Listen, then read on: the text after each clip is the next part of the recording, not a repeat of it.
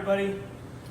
It's a pleasure being here and having this opportunity to be able to connect with you and just some little things that we wanted to do for Mother's Day.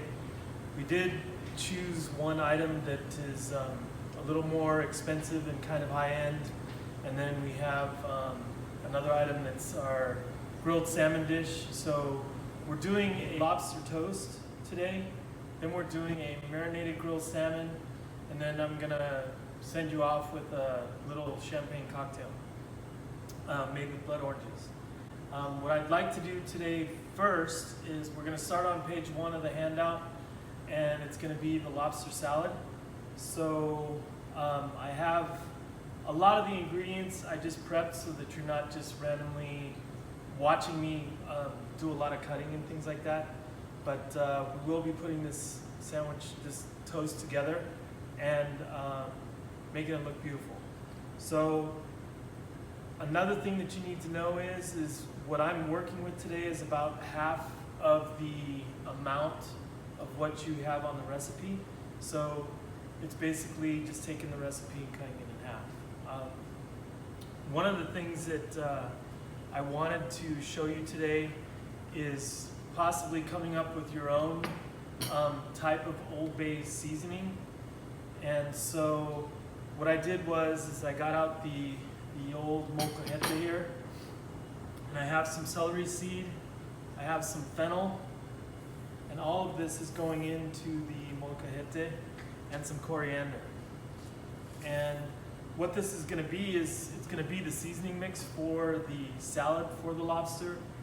And just please understand that we're saving the lobster fabrication maybe for another video. So we've got the lobster meat already prepped. And I have about 4 ounces of tail meat and claw together, and I'm going to save a little bit of the claw for garnish on the toast. And so I've toasted these seeds, then they go into the molcajete, and I just grind them up. It's just something that I think is important to do because it really enhances the flavors if you're working fresh, and lobster deserves that kind of treatment. So I'm grinding all of this up, and then I'm going to add a little bit of salt to it.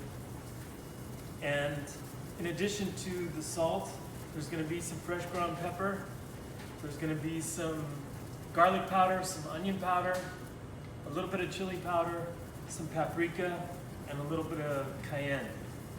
And those will be the ingredients that will be my own self-made Old Bay seasoning.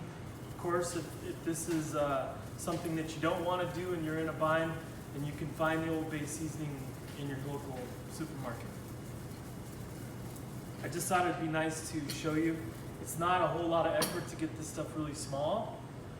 And so what we do is we just grind this up, and then we add this to our salt. Okay. I've got the seasoning mix already pre-made, so I'm going to start making the salad actually. And so what I want to do is I want to take my lobster meat and I want to cut that up and save the nicer pieces for garnish. So I'm going to do that real quick. I'm just dicing this up into bite-sized pieces. You can get it at a good seafood store. You can get lobster meat, or you can purchase the lobster. If you do purchase the lobster whole, one of the things that you want to take into consideration is that you do something with the shells. I'd highly recommend that you do some sort of bisque or soup or something from the shells. It just makes a really excellent soup.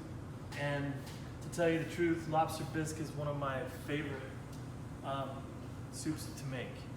Okay, so here's my mayonnaise. My mayonnaise goes in to the bowl with the lobster. My fennel goes in. I love fresh fennel for a salad. It's just something different than just plain old celery, but I do have a little bit of celery. Then I have some green onion. I have parsley and dill.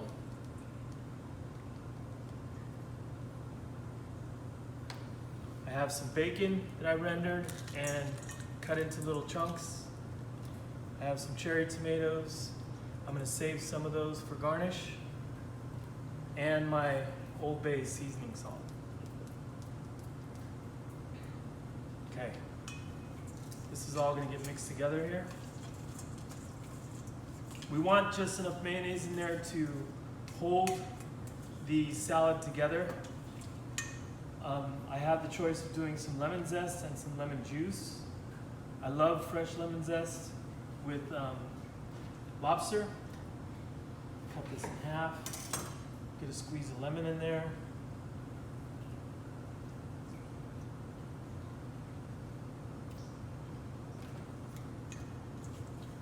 And I put in the recipe that you can make this ahead of time if you wish, just so that it's nice and cold and has some time to sit in the fridge and marinate and come together. And in the meantime, while this is marinating, what I'm gonna do is I'm gonna grill some toast, mash some avocado, and then we'll be ready to put the sandwich together. So I have my, yes. Question, you mentioned you could get the lobster from like a seafood shop. Mm-hmm. Is lobster generally always fresh, or is it sometimes frozen? Let's say you purchase it at a grocery store, previously frozen? Well, the one thing is with the way that things get frozen these days, a lot of times if something like lobster gets frozen, it'll be vacuum sealed, so it holds on to its integrity pretty well. But I would prefer if you could get it fresh, if there's any way possible. Okay? So I'm just cutting this avocado into some smaller pieces, and I want to mash this up. I'm gonna mash this avocado so that it just is another layer of seasoning on that toast. And I'm gonna save a little bit for garnish as well. And this is going into my salad. I'm gonna toss that real quick. So this is what my lobster salad looks like. This is gonna marinate now. And then as we move along, I've got the grill going today. So we're gonna be grilling some salmon. And what I figured is it would be nice to show you to do some grilled bread. And so I'm taking this loaf of ciabatta bread and I'm gonna cut it on a bias into some longer pieces. And I'm just gonna very gently coat this with some olive oil, and we'll grill these off, and it'll just give it a nice little extra flavor there. Okay, so I have my pieces of toast here, little brush, some olive oil.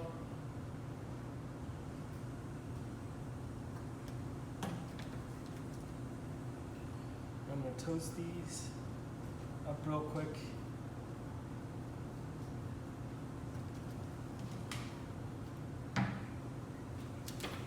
One of the things that I like to show about the grill is that I take a utility towel and I tie it with some butcher twine, and then I get this coated with some really good oil. So we use some grapeseed oil, and I'm just gonna very gently get this on the grill going, and this will just pre-grease it a little bit so that nothing sticks. Okay, toast goes on.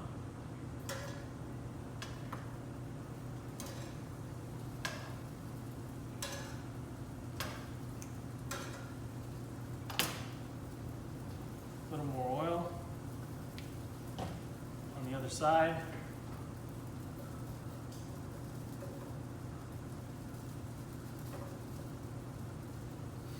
You can season this if you'd like. A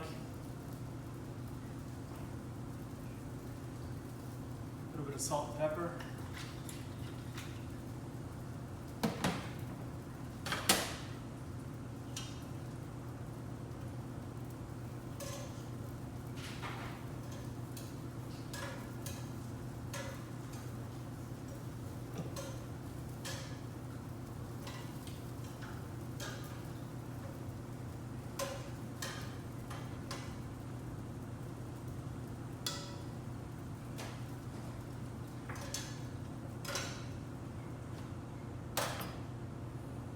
Okay, so some nice toasty bread and some salad.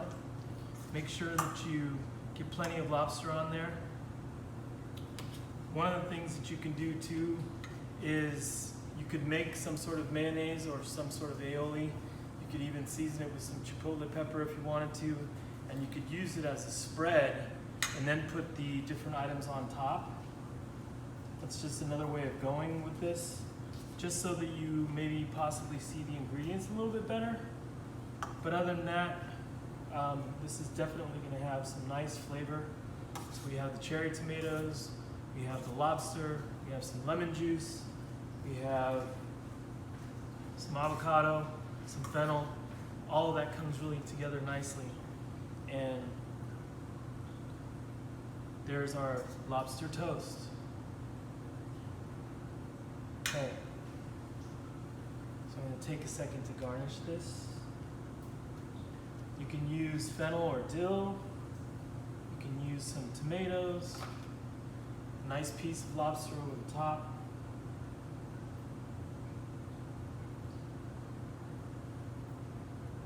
And there we have our lobster toast. Pretty simple once you get past the actual purchasing of the lobster and the cooking of the lobster. Like I said, if you purchase lobster meat, it's more than likely going to be cooked. And all you have to do is just do a light seasoning on that. Okay? Okay, so let's take a look.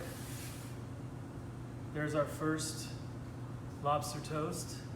Nice and unctuous. And plenty. Just gotta make sure I don't drop it.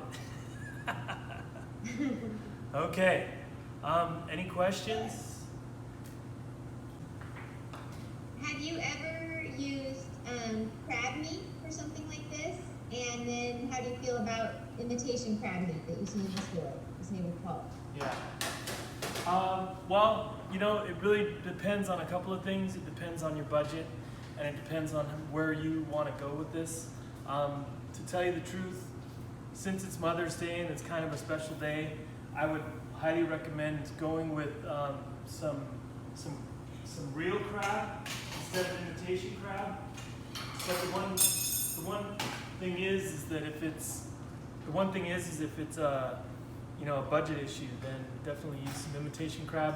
I haven't worked with imitation crab too often, so I don't know a lot about it. But canned crab is something that's amazing, and if you have a vacuum sealer or a food saver at home, what you could do is you can open up the can, use part of it, and then vacuum seal some and freeze it for another occasion so that you can hold on to, the amount if it's a little bit too much or something. I don't know, I hope that answers your question. I think we're good. Okay. All right, so let's move on to the salmon. And so what I have here, ladies and gentlemen, is I have a soy and orange glazed salmon dish for you today, served on some mixed greens. So I got two nice pieces of salmon for you. They're ready to go. And what I'd like to do is I'd like to make the marinade first. So the marinade itself is some soy sauce, some hoisin,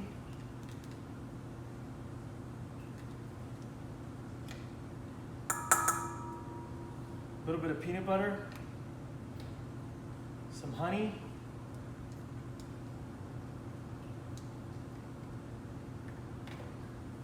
sesame oil, some orange juice, and I grated the orange zest in there for you, and then some garlic. Okay, another thing that I'd like to show you is that it's pretty traditional to see how to work with ginger, and the one thing is it's traditional to peel it with a spoon. I don't know if you can see what I'm doing here, but all I'm basically doing is scraping the outside of that And that way, when you have a spoon, you can get into the nooks and crannies of the ginger, because it's not always just a smooth piece. And that's how we peel our ginger. So let me get this peeled here.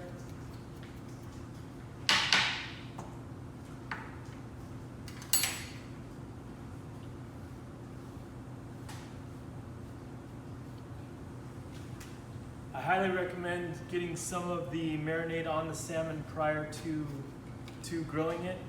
The one thing is that you just want to watch out a little bit and not get it so coated on there that the salmon sticks on the grill. And what I'm going to do today is I'm just going to show you a little alternative to that, in the sense of getting some nice grill marks on the salmon and making sure that the salmon doesn't stick to the grill. And what will happen is we're gonna grill the salmon first, and then I will start basting it as it's going through the grilling process, which will just make it a little bit easier so that you don't have a big mess on the grill. Because fish is very delicate, tends to fall apart, and if we mess around too much on the grill with it, what's going to happen is you won't have really nice pieces to show off later. So I'm going to just give you a little different way of doing it. Okay, so my marinade's done. I'm going to get a little bit of the marinade on on my salmon for sure. Another thing that you could do with this marinade is you could put this marinade on the stove and reduce it a little bit. That way it's going to thicken up and be a nice glaze on top of the salmon, which would be nice. Definitely do that if you'd like. I'm going to season this with some salt and pepper.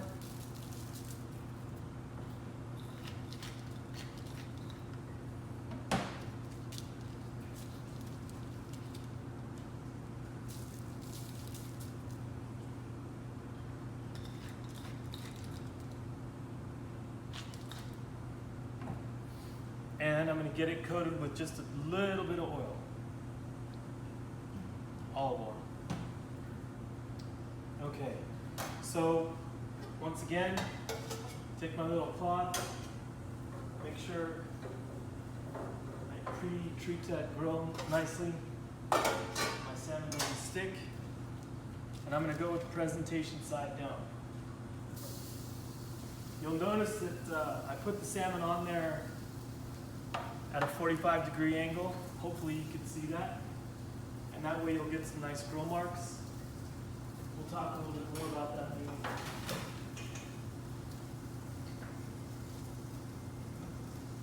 Chef Rudy, we have a question. Yes. Do you prefer skin on or off while you're grilling the salmon? And then would you do this in a cast iron pan instead of a grill? Yes, for sure. So my recommendation would be, especially if you want to eat the skin, then possibly do the salmon with the skin in a cast iron pan, for sure. It'll get it super crispy and it'll be an unctuous part of the dish. I chose to take the skin off just for practical purposes today. It's really hit or miss. The one thing that you don't want is you don't want the skin to be flabby on the dish when you serve it. So whatever you're doing with the skin, make sure you get it nice and crispy. That's the goal. If you can do that, then it'll turn out nice. I hope that makes sense. Okay, so the next thing I need to do is make the dressing.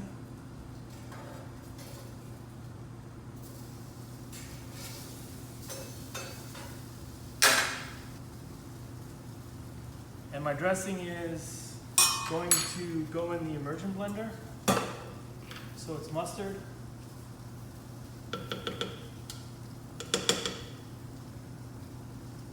it's garlic,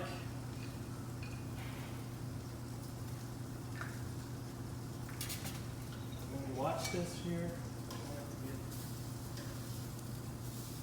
Okay.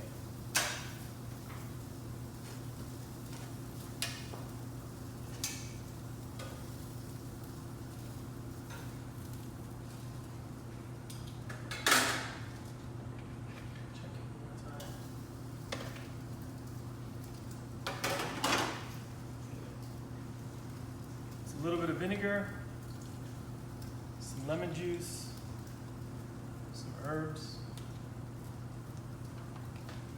some olive oil,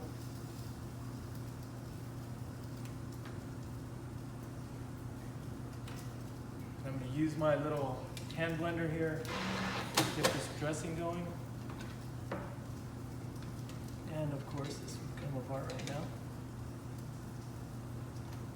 There we go. Okay, get it together. So I have a nice little herb dressing for my salad.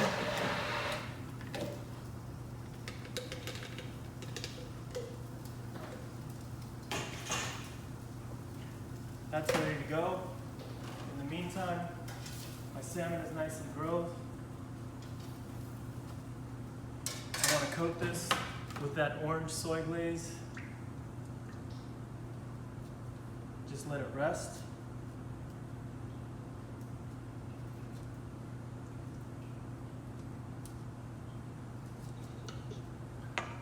Okay, so my salmon's resting. And now I'm basically ready to get my salad together. So I have a nice mix of mixed greens with some frisee and some carrots that have been shaved, some asparagus. What I did with the asparagus, just to give it a little intriguing, texture to it and look, is that I cut them in half. And I have some fresh sprouts. Okay. So some dressing goes over the salad. Nicely emulsified. Came together pretty nicely there. I'm going to toss this. What you want to do when you're tossing salads and seasoning them with some dressing is you get enough in the bowl to toss it nicely, but you don't want it swimming in dressing. And so if you look in the bottom of my bowl, there's just enough to coat the salad, but not really get it so that it's so drenched that it looks like it's swimming in dressing.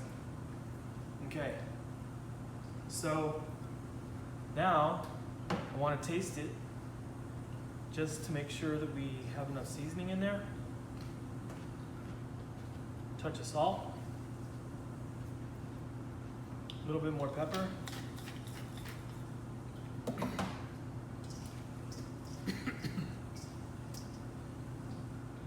and here we go.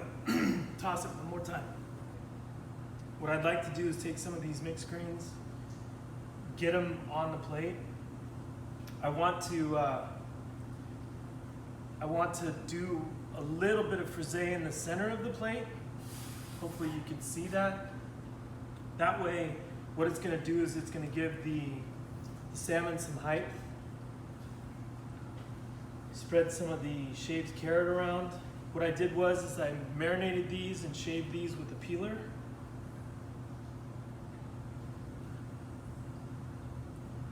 Get some of my asparagus. Just do a little crisscross here.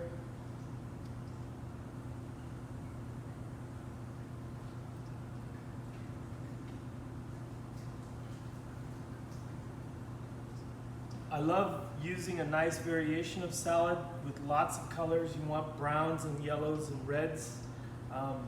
Radicchio would be really nice for this as well. And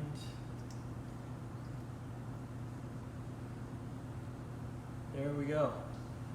So as the salad comes together, I have my salmon that's been resting.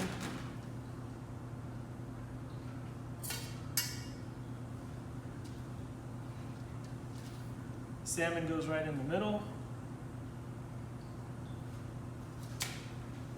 I'm going to baste it one more time with the orange ginger glaze.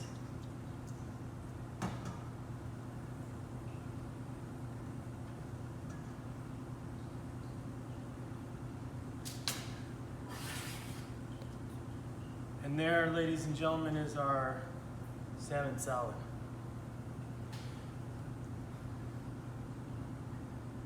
All right. Great. Okay. A little bit of sprouts on top. Another thing that you could do is maybe put some orange wedges on there if you felt like it. Whatever you like to do and serve with your salad. Okay, there's our second dish. And I have a now, couple of quick questions for you. yes, please. What did you marinate the carrot strips in? You mentioned you marinated those. Yes, so what I did was I just marinated them in some dressing that I made prior to Okay. us coming together today. That way it's all the same flavor profile. And how long would you recommend to marinate them? 10-15 minutes in advance maybe. You know, they could marinate overnight if they had to, not a problem.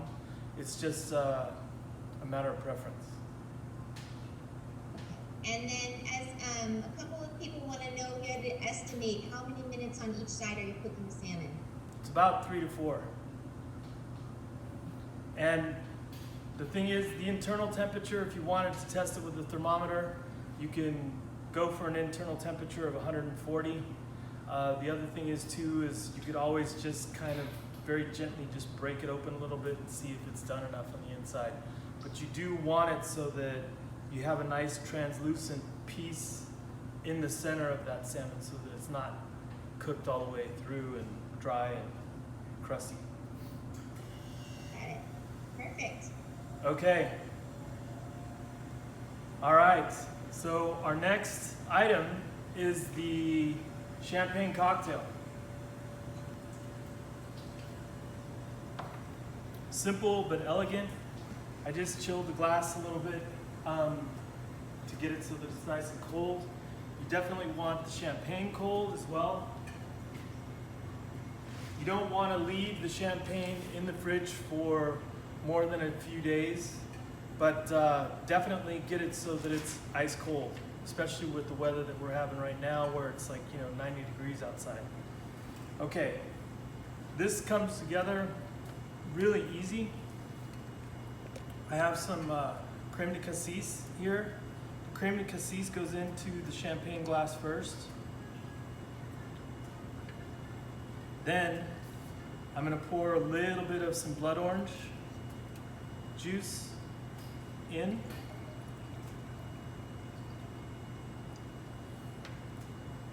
I'm gonna garnish this with a rosemary twig and some orange. And another thing that you'll notice is that, we don't get to do this every day, but if someone's having trouble opening a bottle of champagne, I put a link on there so that you could watch a professional show you how to open up a bottle of champagne.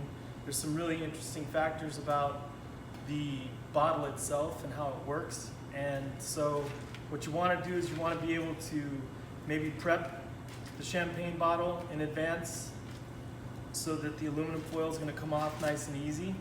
That's one thing. So what I did was I just took a knife and I cut it right around here, around the bottom of the cage. Now there's something interesting too. When you open this up, you're going to see the little twisty thing. It's exactly 6 twists in the counterclockwise direction. So my thumb goes over the top. I just want to twist it 6 times. 1, 2, 3, 4, 5, 6, and then the cage is open. Okay? And then I can slip my thumb underneath the cage if I wanted to, and just keep your thumb on it at all times, and then just make sure while you're opening it that you open it up away from your face. I've seen some people get hurt. And one of the recommendations that they made in the video is to twist the bottle, not the cork. So by twisting the bottle, it seems to go a little bit easier. The other thing is too, is to just make sure that you have a good grip on the bottle, and you don't want a lot of noise. You notice how that popped and it didn't create a lot of noise? The one thing is, the reason why we want to do that is we want to preserve as much effervescence as possible. Okay? This is a smaller bottle of champagne from Trader Joe's. And then all I'm going to do here is I'm just going to very gently fill this up.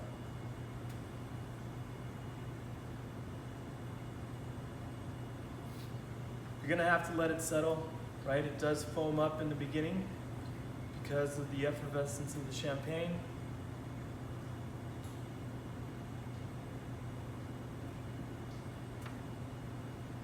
And here is our blood orange champagne cocktail. We have a couple of questions. Yes. So people really want to know specifically where you would recommend buying lobster and or salmon. Okay. So that's a really great question. The main thing that you need to pay attention to is that you definitely want to try and do some shopping in advance to see what options you have. And what I was told to pay attention to up here close to Tustin is that you would possibly resource Whole Foods. Start there. I'm not familiar with some of the specialty places that maybe are a little closer to the coast. If you know of a good fishmonger somewhere between here and Dana Point, or maybe going south, that would be a good recommendation. It's always good to get recommendations from someone that you know and can trust. When it comes to buying these things, the lobster runs about $15 a pound with the shell on it. So you have to understand that when you take the lobster apart, you're losing about 50% in shell. So it is kind of expensive, but definitely a nice treat. And you know, all the basic things to pay attention to: you want the fish to look firm. You definitely don't want any strange odors. You want everything to smell like the ocean when it's purchased. And what else? What else could there be? That's about all I got right now. How do you feel if you were purchasing the salmon about wild caught versus farmed, or like more high-end farmed? Yeah. Well, there's always that thought process of going with farmed or wild caught. The one thing for sure is if you do have the opportunity to get your hands on some wild caught salmon, it's a treat. It definitely is a treat. Farm raised salmon is good, and there's nothing wrong with it as long as it's been, you know, taken care of in a humane way and farmed correctly, and not just focused on, you know, money, money, money. There's lots of good farms out there that will, you know, do farm salmon in the ocean, and they have, you know, great integrity, and they're producing a great product. Verlasso is a company that I've been familiar with recently, and as far as I know, they're down south somewhere, I believe in Chile or something like that, and they're sending their fish all the way up here. And then a question about the cocktail. What is the flavor profile of the creme de cassis? What does that taste like? Yes, so definitely a sweet tone to it. I'm blanking now on what creme de cassis is made from, but it's a berry, and it's a syrup that is produced. It's a liqueur, so it is going to have a sweet tone to it. The blood oranges are in season right now, so they're also very sweet, but tangy enough to, you know, just have a real nice balance there as far as I'm concerned. Okay, got it. Let's see, any other questions? Oh, what champagne would you recommend? Wow. Well, you know what? The thing is that's also a matter of preference. I don't necessarily need champagne for a special occasion. California produces great sparkling wines, and I guarantee you, if you spend a little time at Trader Joe's, they can make a recommendation for a nice sparkling wine or a Prosecco as well. And those are going to be a lot less expensive than some imported French champagne. I do really enjoy Paul Roger from France. I had an experience with that company, in Germany when I was back there, so I've kind of tended to, go to that direction of champagne if I'm choosing to buy a champagne, but it's also a matter of whether or not you can get it. Teidinger, Schramsberg is from California, which is a great sparkling wine. Totally up to you. Got it. And then one other question, you made the glaze for the salmon. Do you ever marinate the salmon for, essentially for a time period before you begin cooking it? Yes, that was a little mistake that I made. I wanted to actually take the glaze and reduce it on the stove a little bit so that it becomes a little thicker, and then marinate the salmon. And I didn't get that done today, I apologize. But that will definitely help in the sense of coating the salmon with some flavor. My thing is that when I'm doing some grilling, I want some clear grill marks on the salmon, and then I'll glaze with the seasoned glaze afterwards. But there's nothing wrong with marinating the salmon in advance. You could do it like 45 minutes in advance, and then just see how it goes on the grill. The thing is usually when there's sugars involved, like honey or something like that, what will happen is the fish tends to stick on the grill a little bit. That's the only thing about that. Got it. Okay, let's see if we have any more questions.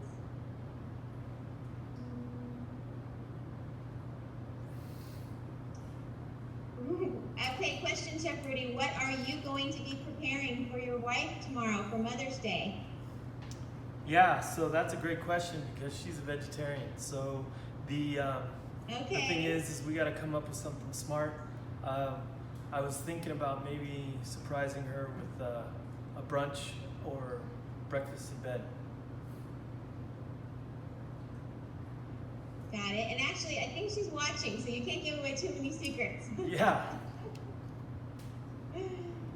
Very good. Thank you so much. This looks delicious. Okay. Any last questions? Or one more? I think we're good. Do you have a sneak peek of next week, or is it a surprise? No, I don't yet.